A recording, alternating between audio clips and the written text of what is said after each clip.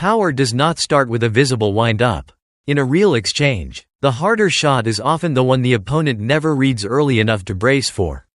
If your punch needs a big load, a shoulder pull, or a dramatic hip swing, you are trading force for exposure.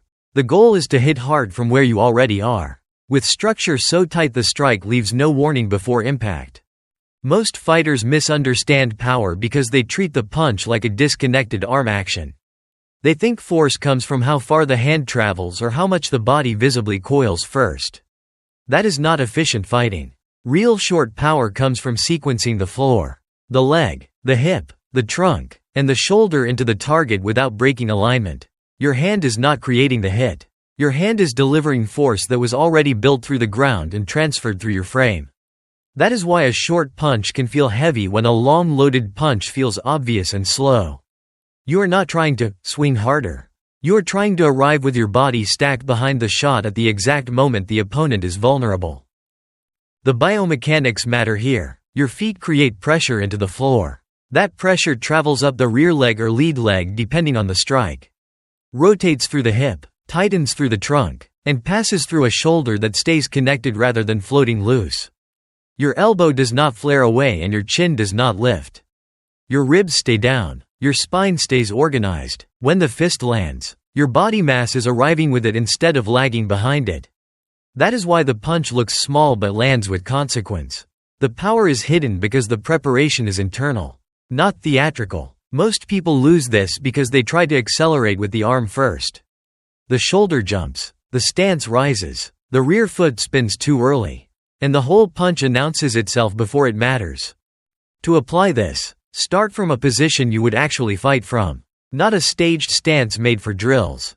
Keep your hands where they can defend and strike without resetting. From there, think about sending pressure through the floor before the fist moves. If you are throwing a rear straight, the rear foot drives lightly, the hip turns just enough, and the rib cage stays connected so the shoulder can carry force forward without reaching. The fist leaves late relative to the body, not early. That detail changes everything. If the hand goes first, you push. If the body arrives first and the hand releases through that line, you hit.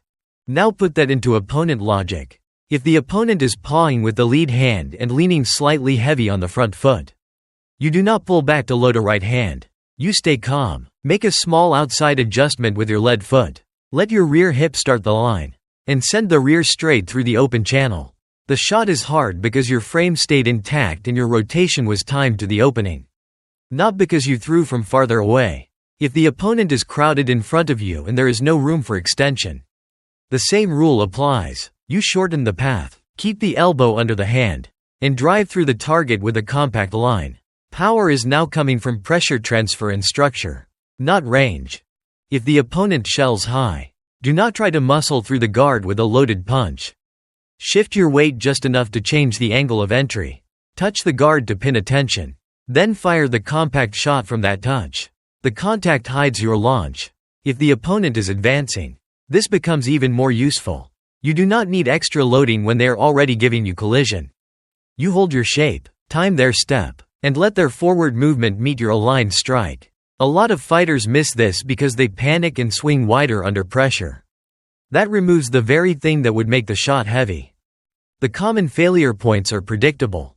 You over-rotate and lose balance after impact. You tense the shoulder too early and slow the hand.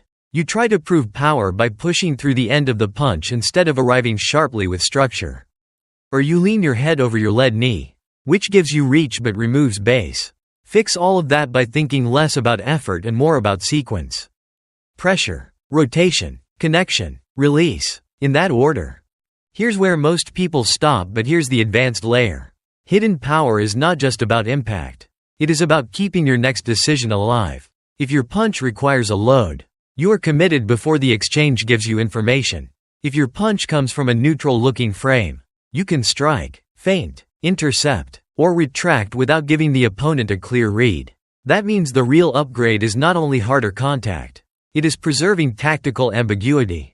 Your opponent cannot easily tell whether you are about to jab, frame, post, parry, or fire. That uncertainty makes every compact strike more dangerous because the launch signature stays the same until the final moment to train this. Do not start with speed. Start with short-range mechanics on a bag, wall pad, or focus mitt and make the punch travel less than you think it should. Force yourself to generate effect without a visible drawback. Feel the foot connect to the floor, the hip turn cleanly, and the fist arrive without shoulder reach. Then add movement. Step, settle, punch, slip, settle, punch, hand fight, touch, punch. Keep your base under you after every shot so the punch does not become a one-off action.